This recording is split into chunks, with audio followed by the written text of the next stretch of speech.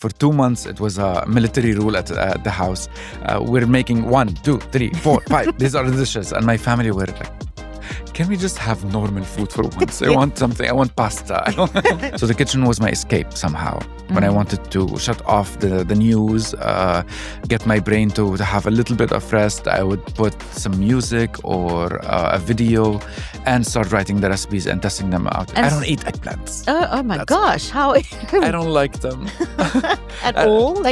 I would try them, but it's not something I like. And I can't stand the smell of charred eggplant skin. Okay, that's very neat. Welcome to Nourished by Spitties, our award-winning show that brings you conversations to inspire you to eat well and live well. I'm Tiffany Eslick. And I'm Devina Devetra. We're continuing our conversations with leading players in the food community, from farmers to foodies, as well as health and well-being experts. It's all about engaging conversations and fresh ideas. So, where are we off to today, Tiff? So today we're off to Mishkah, which is in the heart of Al-Quds. I'm not sure if you've been there. I haven't, no. It's a delightful space, actually quite large, selling beautiful Palestinian crafts, olive oils, sumac, za'atar. Nice. And there's a really cute coffee shop there where you get this chocolate tart with za'atar, which is incredible. Okay. Anyway, I diverge. So I caught up with Hisham Assaad, who was he's a cookbook author from Lebanon. And he was recently in the UAE attending the Sharjah Book Fair.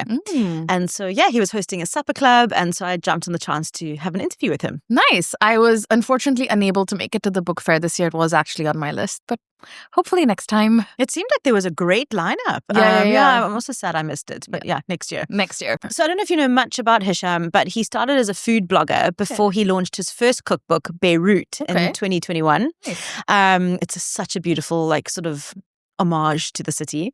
And then he launched his second book, Taboon, in 2024. Wow. And he's also, on top of all of that, in an NGO that has something to do with clowns. What? Yes. Okay. Can't wait to hear about this. It was 2014. I did a workshop with this lady who's called Sabine Shair. She does this workshop where people discover their clown. It comes from inside of you. It's like your alter ego with a red nose. I'm really scared of clowns. No. Yes. I don't have my red nose with me. Okay, I could have at least eased you into that. We're not that scary. We don't wear a lot of makeup. Just barely, maybe some color, but not the white painted thing. We don't have outrageous costumes. Yeah. Just very approachable. Okay, and we don't scare kids. We love to approach people and to give comfort to the disturbed and disturb the comfortable. Okay. That's one of the clown commandments. Yes. So I did the workshop in 2014 and it was us, the group that did the workshop that year, who wanted to do more. And Sabine was looking for some group to go with her and do that. And we started getting projects because she was applying for funds, for grants or collaborations with embassies, ministries, something like that. And from then on, we started doing more projects that are not just a clown show, street theater, but they all revolve around theater and street theater and social connection with people and children. That's amazing. Yeah. Actually, it doesn't sound scary. It sounds really good. Because we'd go to places where there is a lot of tragedies happening. So we went after the explosion of Beirut to places where people are traumatized, just to give them a little bit of detachment from the reality, to tell them that it's okay to laugh. It's okay to be happy for a little while before going back to your reality. Yeah. We did that also during COVID. After COVID, we went to Turkey after the earthquake in 2023. We also traveled outside the country to Sweden, Spain, Tunisia. That's really inspiring. I didn't realize that this was happening. Incredible. And what have you taken from this? And do you use any of it in when you're cooking or in the kitchen, from clowning, experiences that you've learned? I haven't done a lot of public appearances as cooking, but now, for example, at the book fair, I noticed that I'm a clown. I did not notice. I know I'm a clown, but but in front of the people, I noticed that I can take the clowning and put it out there. Yeah. So I was having fun. I learned from the clowning that I can be silly. I don't have to take things too seriously. while being serious at the job that I'm doing. But you don't have to be that serious. You can play, you can have fun, you can be silly, you can laugh, you can make fun of yourself as well, because that makes you approachable to people without probably a little bit of self-deprecation, but not too much. But it makes you approachable to people because they feel that this is not a person who is untouchable. If they can laugh at themselves, then I can do it as well about myself. I can feel that this person I can talk to. It's not someone whose head is in the clouds. Yeah, absolutely. And I think also, like, given that, you know, you did Bayrut and then you had the blasts, and then your second cookbook was also, I mean, you did it in terrible circumstances. It's amazing that you do have this sort of sense of an outlet for relief, I guess. And yeah, as you say, like to not take things seriously, but it must help you cope with those situations a little bit. I think what's interesting is that he's found this way to make such a difference in different communities without actually losing any of the fun. Yeah, he's such a fun and approachable and warm guy. I felt like I'd known him for ages, even after just like an hour of talking to him for the podcast. What I liked was we spoke about this intersection of his cultural identity and personal history, and sort of how he started mixing Lebanese and Palestinian recipes, and then how that led into his love for preserving these recipes and what needed to be preserved. And he spoke a lot more about this actually at the dinner that he held at Mishkah the same evening as the podcast interview. And the food was exquisite, but just so simple and so beautiful. Like we each got a whole tomato with this garlicky olive oil and then mint and sumac. And it was so good. And then, everything. Absolutely delicious. So I read last night, it was in Taboon, where you went more into your family history. And I read that you actually grew up you were born in the UAE, or you spent some time in the UAE, and then you moved to Lebanon. Yes. I was born in Al Ain, and I stayed until I was 10. My family had to move away from here, so we went to Lebanon. But I grew up here. I didn't know much because back then in the 90s, there was barely anything in the Emirates. It was different than how it is now. So now I'm coming back after 27 years. For the first time? For the first time. Oh my since gosh. 97. Yeah? Yeah. So people are going to do the math now. Yeah. It's Friday. I can't do the math. Incredible. I've never been here since we moved. And I had the rest of my growing up in Lebanon. And my mom was young. She left when she was young to the Emirates. And when she went there, she knows nothing of the country. So all of this was challenges after challenges to go there. And adapting to a different setting, a different place, close, very tight, small houses side by side in a place that was coming out of the war and starting to recalibrate. There was no electricity, shortages in water. So I had to understand and learn all about this.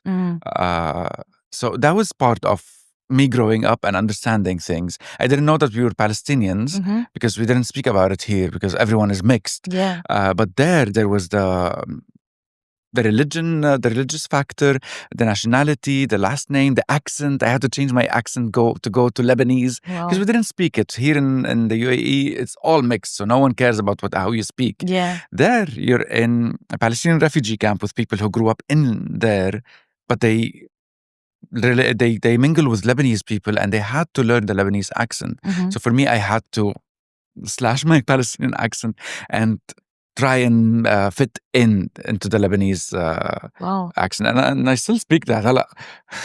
Actually with you كنت عم بتمرجح بين فلسطيني ولبناني بس when I'm with Lebanese people it's only Lebanese. And when I have someone from the family or someone who is Palestinian, my accent will start going right and left.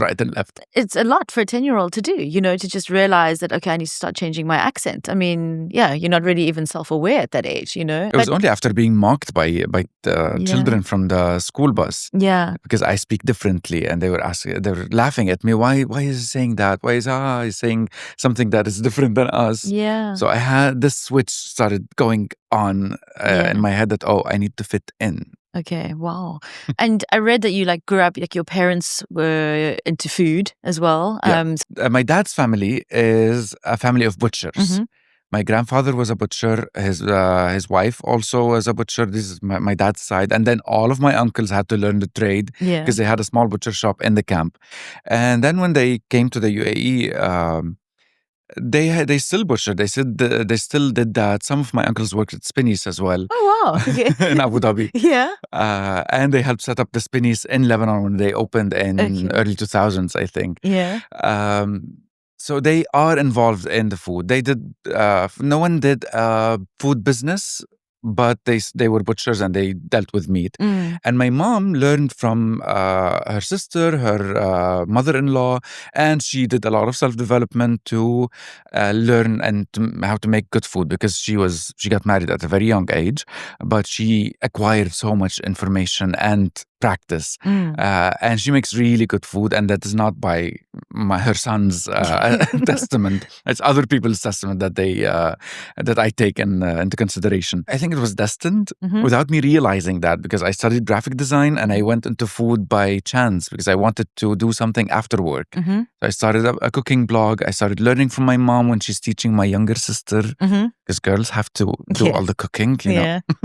And then I turned up the one who's doing a career You're like, out of attention, food. I want to do this. Yeah. So yeah, the blog started in 2013 officially, because I was sharing before that on Facebook, you know, the crappy pictures that you take with your phone and think this is the best picture ever. Yeah, you look back and you're like, oh my goodness, how did I do that? Yeah. the blindness, the photography blindness. Yeah. Mine's the Facebook statuses when I look back and I'm like, why would I have written that to the world? You know? I've turned them all to only me, privacy settings, so that no one can see them anymore. Yeah. And then how did you get into doing Bayrut Cookbook for your first one? Like, when did you start the process? How did you do that? Did you collect recipes from friends and family? The blog started in 2013 officially. And I was collecting recipes that I make or something that I learned from somewhere, and I try it out. I take photos of it. I write a story. I write the recipe. And I wanted to document also recipes that my mom makes or my family makes, to have them collected in one place, because I know that Instagram wasn't the thing back then, but Facebook and later on Instagram is not a good archival place. A website is much better because you can still go and search and look at it. So I was doing that. I was documenting the recipes there and just doing what I do. And in 2020, I received an email from an editor who was looking for someone to make a cookbook about Lebanon. I thought it was one of those scam emails, you know? Yeah. We saw your Instagram and it looks great and you need to pay us. Yeah. Yeah. But then I had to do all the research and make sure that it's legit. Yeah. And they were interested because I have the storytelling part on my website, the recipes and writing, and the photography. So it's like a good package. And we started discussing the book.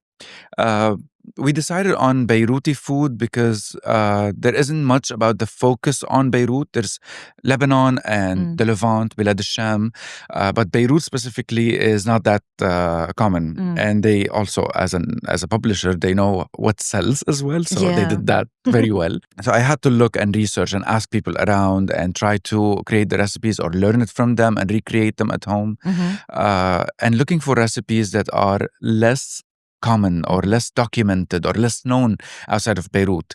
There's, for example, two recipes that are not common. There's the kibbeh arnabiyya, or aranbiyya, which is kibbeh that is most of the time hollow on the inside. It's not stuffed, the kibbeh balls. And they're made in a sauce made from tahini, and however many citrus fruits that you have. Oh, nice. And it's made around December, Jan, Feb, when the citrus is in full bloom. Yeah. So you have the grapefruits, tangerines, clementines, grapefruits, oranges, bitter oranges. Oh, nice. Yeah. So usually 7, 8, depending on how much you have. And you need to find the right balance of juice and tahini. And then you keep stirring it until the oil from the tahini breaks out. And this is, when to stop.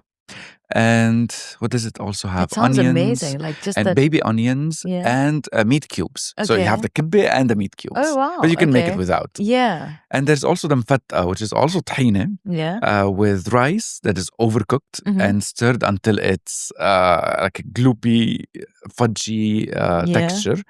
And it has turmeric, which turns it yellow, and sugar, and it's decorated with pine nuts.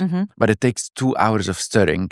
Oh my gosh, that's dedication. Yes, so people don't make it at home anymore in Beirut because you have it at shops. Okay. But once the shops are not that popular anymore and people don't want to have this dish, it needs to be documented in some place. And this was my thought process behind some of the dishes. Incredible. And for the rest of the recipes, I decided to go with the lesser known meze or home cooking style. So you have the kafta stew with tomato sauce, or you have the bean stew. You have the tray bakes.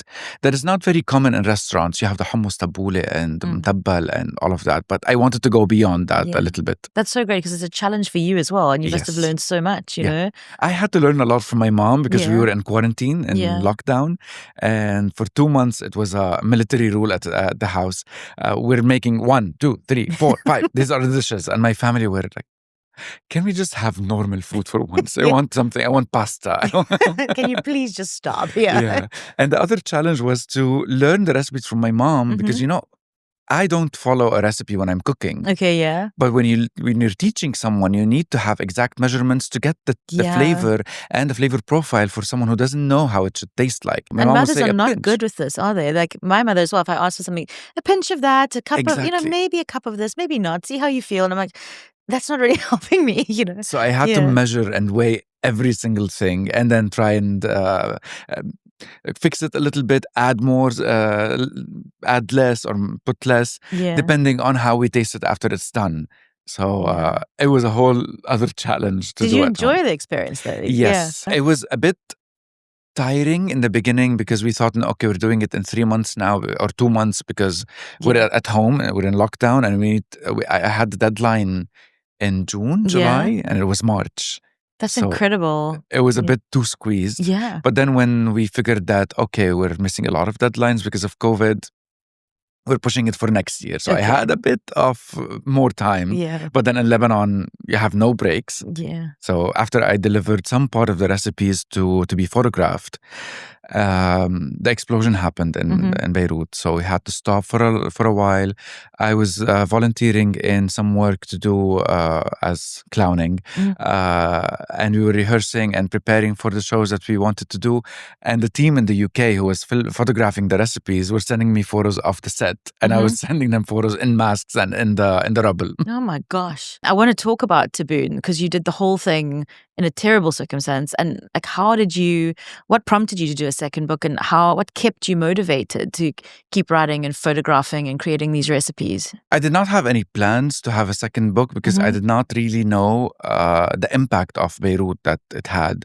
I didn't know how much it sold. I didn't know if it's too good or bad or like average. I don't know what's the criteria of measuring. But the publisher thought that it did well, and let's do another cookbook if you're interested in it. And I said, let's talk about it. Let's see what we can do. One of the things that I wanted to do as well is document recipes that are fading away or not being done at home as much or are being appropriated. This was one of the main motives behind doing Taboon. And I started doing that in early 2023. And when the bombing started happening in Gaza and on Lebanon, and it was all chaos, I was crippled for 3 months, just wanting to absorb all of the situation that was happening at the moment. I didn't want to feel that I'm disconnected. Like it was my way of, it wasn't my way of support, it was my way of coping. Endless doom scrolling. So the kitchen was my escape somehow. When I wanted to shut off the news, get my brain to have a little bit of rest, I would put some music or a video and start writing the recipes and testing them out in the kitchen before going back to reality. But in Lebanon also, we have shortages in electricity and water and a lot of stuff. So it was a choice for me. if I don't have a lot of water, I either do the dishes or I shower. Oh, gosh. If you don't have proper electricity, I either bake in the oven or I turn on the AC to keep cool. Yeah. So you were basically not showering and really hot while you did this cookbook. I was not a person to be contacted or be approached at that time. So, but eventually I made it happen. I worked on it. I focused a little bit more to get it done. I put a lot of my anger into the book, into the first scripts. And then we had to tone it down a little bit because this is not your journal, this is not your diary, but you need to let people into the story and not as a trauma dumping on them. And because of what was happening around, I wanted to go more into my Palestinian heritage because I learned more about it bit by bit. We lived in the refugee camp in Dubai in Lebanon. Why did we live there? Why are we living there? We're Lebanese. And I had to ask all of these questions throughout the years. And I wanted to bring it out in the book the same way, in the second book actually, the same way I would not tell a person back then that, hi, I'm Palestinian.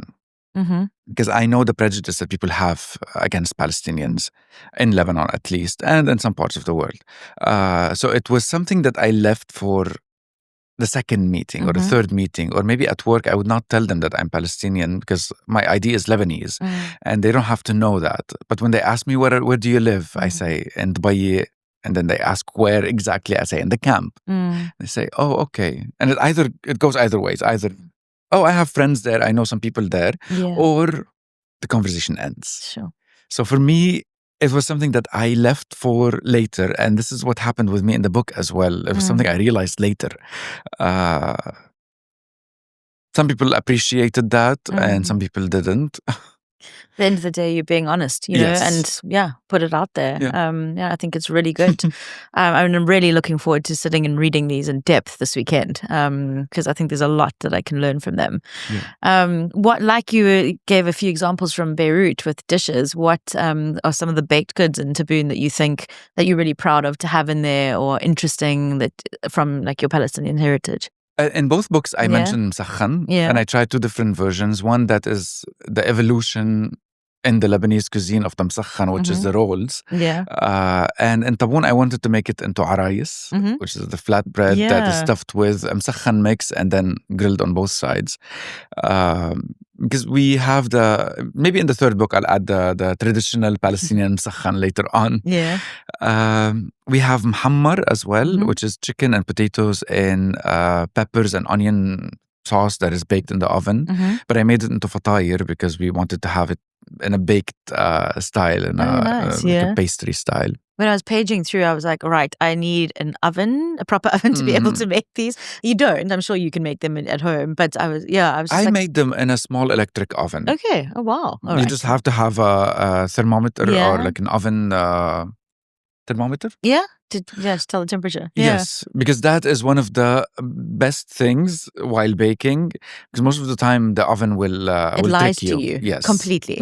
I remember when I got back from cookery school and back into Dubai, and I had a meltdown because I tried to make something and I have a gas oven and it was a total disaster. You know, you have all these amazing ovens that you're working with at cooking school, and so I learned with the thermometer, like just watch that because this is a nasty little oven, especially for baking bread and cakes. You need to have a proper temperature that you can tell. Like you can warm it up for 10 minutes, but then it's still not enough. No, exactly. So you need to have something reliable to know. I read also that you had done like guided tours of Beirut, and so I want you to explain to me, like, or describe, like, what would be your ideal day if you would say taking me to Beirut. Where would we go? Who would we meet? What would we eat? So I'll tell you the tour that we used to do in Beirut as short as possible because it's a 5-hour tour, walking tour. Maybe 8 kilometers probably, but it's all full of food stops. So we start with knefe, but in Lebanon we have it with kake and a sesame bun. It's like a cheese pastry burger. Oh my God, divine. And then maybe coffee or tea. We would have shawarma. You have to choose between the chicken or the beef, depending on your taste. But in a good place, I would love the beef. We would have sujo. Yeah. It's also a street food type of Armenian sausage from the Armenian neighborhood. There's a place that I love, their ice cream. They make a sorbet that's all natural, very balanced sugar flavor, all fresh fruits. And they have the creamy ones, but it's all not cream and custard base. Yeah. So it feels light, refreshing on a summer or any day, actually. Yeah. We would end the day usually with an Armenian dinner Okay. in the Armenian quarter of Beirut. Yeah. A spread. I don't know if you would have a stomach to try and sample everything. Yeah. But it's always good to try new things. Because in Lebanon, there's a lot of Armenians, and the Armenian food is flourishing even more and more now in Lebanon, and they're opening branches. I think they have some in the UAE. Okay. And in a lot of places around the world now. I went to Armenia in like 2014. Yeah. And the food was incredible. I was actually surprised by the whole country. I think the art scene, the music, Yerevan is a fantastic city. So yeah. I've never been yet. But I know that the Armenian food in Lebanon is a mix of Aleppo and Armenian food. Okay, yeah. Because the food in Armenia is more Eastern European, probably. But in Lebanon, between Syria and Lebanon, the Armenian community have more spices in their food, have more fresh vegetables as well. Yeah. So are you going to carry on doing these tours or like? We stopped actually because of the situation during COVID and explosion and what came after. So people were not coming to Beirut at that time. And we haven't picked up later on. I was working with a company called Taste Lebanon. Bethany Cadiz, she's the founder. She's actually the founder. Bethany. She's living here. Yeah. So she hasn't picked up, I think, with all of the instability, and she thinks that people are not coming. So maybe we can push her again to let's start it. Let's go back to it. We have to. It sounds incredible. So, Tiff, you also mentioned you attended the dinner that night. What else did you find interesting or delicious? Well, first of all, the table was only women, which I thought was very interesting. So there were about 10 or 12 of us, all who had booked. So that was cool. I got to know, I love going to supper clubs because you meet people from all around the world and you're forced out of your comfort zone, to talk. The table was beautiful, lots of like fairy lights everywhere. And the standout dish for me actually was this kibbeh, but it was stuffed with shanklish. Oh. And so it had that sort of like, I don't know if you've had shanklish. Like that peppery cheese with the tomato and onion inside. And it's sort of like almost like a kibbeh burger. Okay. Burger patty, but it was incredible. And I've never ever had something like that before. Wow. With a delicious sauce on top. So I will try and make that at some point. Not just watching. Yeah. Or ask one of my friends to make that for me. Shanklish was like one of the first things I ever tried when I moved here. Oh, right. Yeah, my friend Hala introduced me to it and I love it. I think it is an acquired taste. Yeah. But yeah, that was gorgeous. He had a delicious iced tea as well that he'd made with it's like sage. Yeah. That was divine, and his desserts were delicious. So you were recently at Sharjah Book Fair. Can you tell me what you were doing there, and were there any special moments? I was approached by the fair to be doing cooking demos from the books. Yeah. They were having a cooking section for cookbook authors. And they reached out and I chose 4 recipes. Yeah. One was the Armenian sausages on the first day. And the second, I had mafrouket fisto, which we'll be making tonight. And isha, which is a Palestinian tray bake. It's like a mix between brownie and fudge. But it's a little bit bitter because of the paste of nigella seeds. Oh, okay. Oh, no, that's interesting. Yes. Yeah.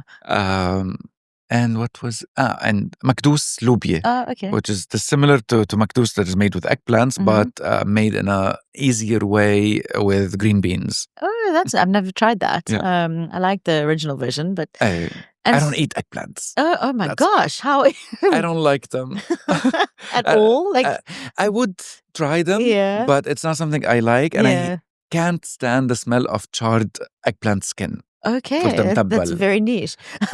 Yeah. I tried because I had to, I know people love eggplants. I know people love mtabbal. And I had tried with Bethany one version that was roasted in the oven and one that was charred on the charcoal or the broiler. Yeah. I like the one in the oven, but the one that had the charring, Oh, shame. I could Okay. not. And talking about tonight, so what is on the menu for your dinner at Mishkah? So I wanted to try something that is not specifically in the books, but inspired by recipes in the book. We're making labne with roasted beetroots and roasted vegetables on top. Tomato with garlic and sumac, a traditional Lebanese summer appetizer. We're making مناقيش حر, a mini manouche with pepper paste and cheese. Okay, nice. And we're making kibbeh, but it's individual portions that is made into a dome shape.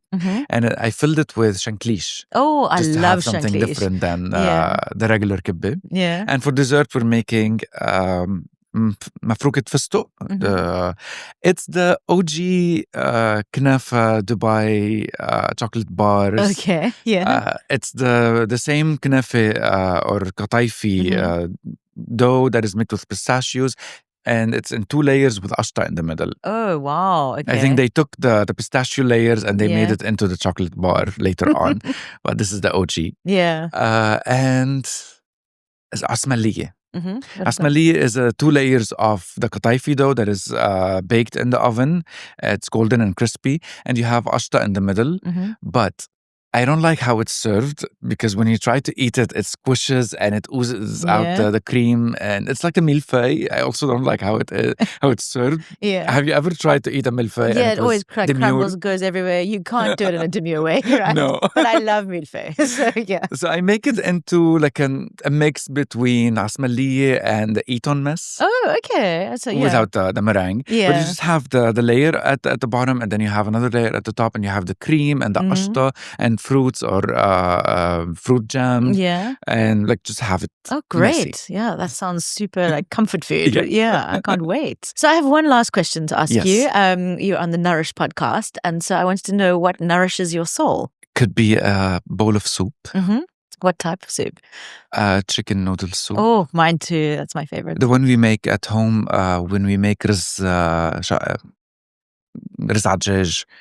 You boil the chicken to take the broth from it, and you use the broth to cook the rice and meat. And you have the chicken roasted in the oven that is already boiled, but you roast it to crisp it up.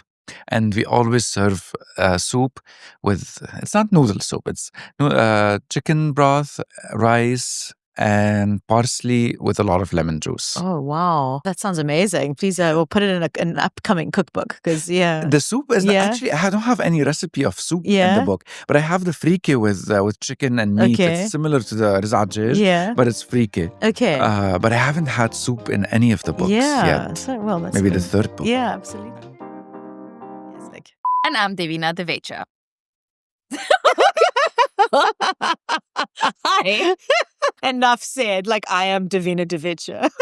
Just my presence in this room alone is enough. I don't know what happened. Own it like a boss.